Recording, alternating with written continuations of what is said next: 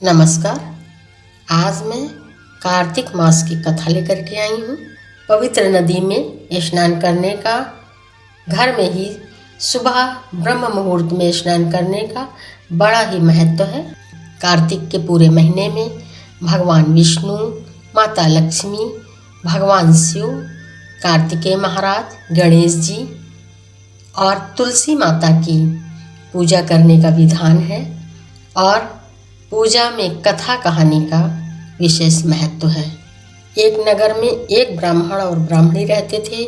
वे रोजाना 7 कोस दूर गंगा यमुना स्नान करने जाते थे। इतनी दूर आने जाने से ब्राह्मणी थक जाती थी। तब ब्राह्मणी कहती थी कि हमारे एक बेटा होता तो कितना अच्छा होता, बेटे के बहू आती और हमें घर वापस जाने पर खाना नहीं बनाना पड़ता। वो मेरे लिए खाना बना कर रखती और घर का सारा काम कर देती। ब्राह्मणी की यह बातें सुनकर ब्राह्मण ने कहा, तूने बात तो सही कही है, चल मैं तेरे लिए बहू ला देता हूँ। ब्राह्मण ने कहा कि एक पोटली में आटा डालकर कुछ मोहरे उसमें रख दो। ब्राह्मण के कहे अनुसार ब्राह्मणी ने पोटली बांध कर दे दी। पोटली लेकर ब्राह्मण चल दिए। ब्राह्मण अभी कुछ दूर ही गए थे कि उन्हें यमुना किनारे बहुत ही सुंदर लड़कियां दिखाई दी। वे रेत में घर बनाकर खेल रही थीं। उनमें से एक लड़की ने कहा कि मैं अपना घर कभी नहीं बिगाड़ूंगी, मुझे तो रहने के लिए घर चाहिए। लड़की की यह बात सुनकर ब्राह्मण मन ही मन सोचने लगा कि बहू बनाने के लिए यह लड़की सही रहेगी। जब वह लड़की जाने लगी तो ब्राह्मण भी उसके पीछे पीछे चल दिया और उसके घर के पास पहुंचकर ब्राह्मण ने कहा, बेटी अभी कार्तिक मास चल रहा है, इसलिए मैं किसी के घर का खाना नहीं खाता। मैं आटा लेकर आया हूँ। तुम अपनी माँ से पूछो कि क्या वह मेरे लिए आटा छानकर 4 रोटी बना देंगी। यदि वह मेरा आटा छानकर रोटी बनाएंगी तो मैं भी रोटी खा लूँगा। लड़की ने जाकर अपनी माँ से सारी बात कह दी। माँ ने कहा, ठीक है, जाकर बाबा से कह दो कि वह अपना आटा दे दें, मैं रोटी बना दूँगी। जब वह आटा छानने लगी तो आटे में से मोहरें निकलीं। वह सोचने लगी कि जिसके आटे में इतनी मोहरें हैं उसके घर में कितनी होंगी। जब ब्राह्मण खाना खाने बैठा तो लड़की की माँ ने कहा, बाबा क्या आप अपने लड़के की सगाई करने जा रहे हो। तब ब्राह्मण ने कहा कि मेरा बेटा तो काशी में पढ़ने गया हुआ है, लेकिन यदि तुम कहो तो खांड कटोरी से विवाह करके तुम्हारी बेटी को अपने साथ ले जाऊं। लड़की की माँ ने कहा, ठीक है बाबा, और खांड कटोरे से शादी करके ब्राह्मण के साथ अपनी बेटी को भेज दिया। ब्राह्मण ने अपने घर आकर कहा, रामू की माँ दरवाज़ा खोलकर तो देखो मैं तेरे लिए बहू लेकर आया हूँ। ब्राह्मणी बोली, दुनिया ताना मारती थी, आज आपने भी ताना मार दिया। हमारे तो 7 जन्म तक कोई बेटा बेटी ही नहीं, तो बहू कहाँ से आ गई। ब्राह्मण ने कहा कि तू दरवाज़ा खोल कर तो देख। जब ब्राह्मणी ने दरवाज़ा खोला तो सामने बहू खड़ी थी। उसने बहू का स्वागत किया और आदर सत्कार के साथ अंदर ले आई। जब ब्राह्मण और ब्राह्मणी स्नान करने जाते तो बहू घर का सारा काम करके खाना बना कर रखती थी और उनके कपड़े धोती और रात को अपनी सास के पैर भी दबाती थी। इस तरह काफ़ी समय बीत गया। ब्राह्मणी ने अपनी बहू से कहा कि बहू कभी भी चूल्हे की आग मत बुझने देना और मटके का पानी कभी खत्म नहीं होने देना। एक दिन चूल्हे की आग बुझ गई। तब बहू भागी भागी अपनी पड़ोसन के पास गई और कहा कि मेरे चूल्हे की आग बुझ गई है, मुझे थोड़ी आग चाहिए।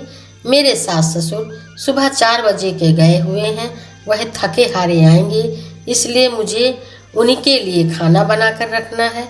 तब पड़ोसन ने कहा कि तू तो बावली है, तुझे यह दोनों मिलकर पागल बना रहे हैं। उनके तो कोई बेटा ही नहीं, जब बेटा नहीं तो बहू कैसी? बहू ने कहा, नहीं नहीं, उनके बेटा है, वो तो काशी बनारस पढ़ने गया है। तब पड़ोसन ने कहा कि यह झूठ तुझे बोलकर लाए हैं और इनके कोई बेटा नहीं है। अब बहू पड़ोसन की बातों में आ गई और कहने लगी कि आप ही बताओ मैं क्या करूं? पड़ोसन ने कहा कि करना क्या है, जब तुम्हारे सास ससुर आए तो जली फूकी रोटियां देना, बिना नमक की दाल देना, खीर की कड़छी दाल में और दाल की कड़छी खीर में डाल देना। वह पड़ोसन की सारी बातें सीख कर घर आई और तब उसने वैसा ही किया। जब उसके सास ससुर आए तो उसने ना तो उनका आदर सत्कार किया, ना ही उनके कपड़े धुले। और जब सास और ससुर खाना खाने के लिए बैठे तो सास बोली, बहू आज रोटियां जली फूकी क्यों हैं और दाल भी पकी नहीं है और नमक भी नहीं है। तब बहू ने पलट कर जवाब दिया कि एक दिन ऐसा खाना खा लोगे तो कुछ बिगड़ जाएगा क्या? सास ससुर को खरी खोटी सुनाकर वह फिर से पड़ोसन के पास गई और बोली कि अब मुझे आगे क्या करना है? पड़ोसन ने कहा कि तुम सातों कोठों की चाबी मांग लो। अगले दिन जब स्नान करने के लिए सास ससुर जाने लगे तो बहू अड़ गई और उसने कहा कि मुझे सातों कोठों की चाबी चाहिए। तब ससुर ने कहा कि इसे चाबी दे दो, आज नहीं तो कल इसी को चाबी देनी है। तब सास ने बहू को चाबी दे दी। सास ससुर के जाने के बाद जब बहू ने दरवाजे खोले तो देखा कि किसी में अन्न भरा है, किसी में धन भरा है और किसी को बर्तन भरे हैं।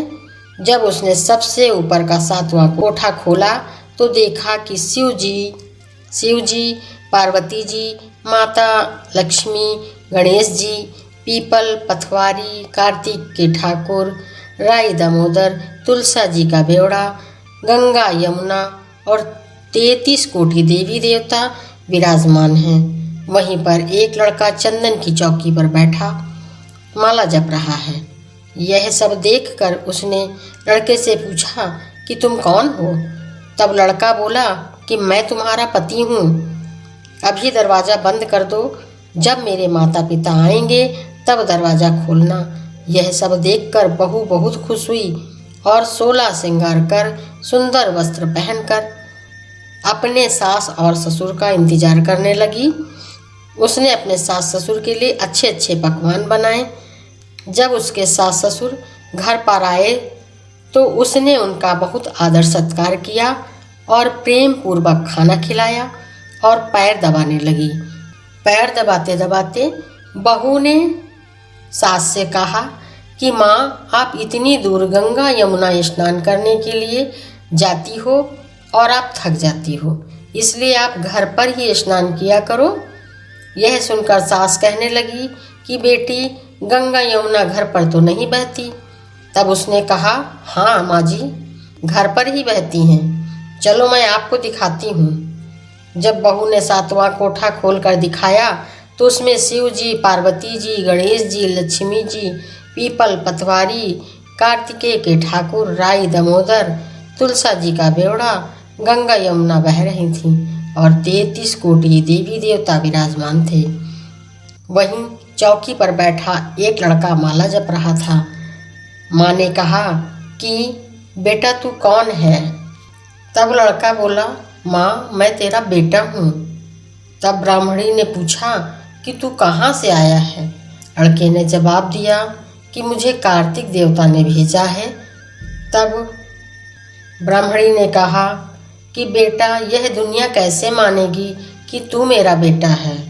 और इतना कहकर ब्राह्मणी ने विद्वान पंडितों से मदद मांगी। पंडितों ने कहा, इस पार बहू बेटा खड़े हो जाएं और उस पार आप ब्राह्मणी खड़ी हो जाए और ब्राह्मणी चमड़ी की अंगिया पहने हो और छाती में से दूध की धार निकलकर बेटे की दाढ़ी मूछें भीग जाएं और पवन पानी से गठजोड़ा बांध दे तो मानो कि यह ब्राह्मणी का ही बेटा है उसने ऐसा ही किया। चमड़े की अंगिया फट गई और छाती से दूध की धार निकलकर बेटे की दाढ़ी मूछें भीग गईं। पवन पानी से बहू बेटे का गठजोड़ बंध गया। यह देखकर ब्राह्मण और ब्राह्मणी खुशी का ठिकाना ना रहा। हे कार्तिक के ठाकुर, जैसे ब्राह्मण ब्राह्मणी को बहू बेटा दिया वैसे सबको देना। कार्तिक मास की कथा कहने, सुनने और हुंकारा भरने वाले पर अपनी कृपा बनाए रखना। तो एक बार प्रेम से बोलें कार्तिक मास की जय।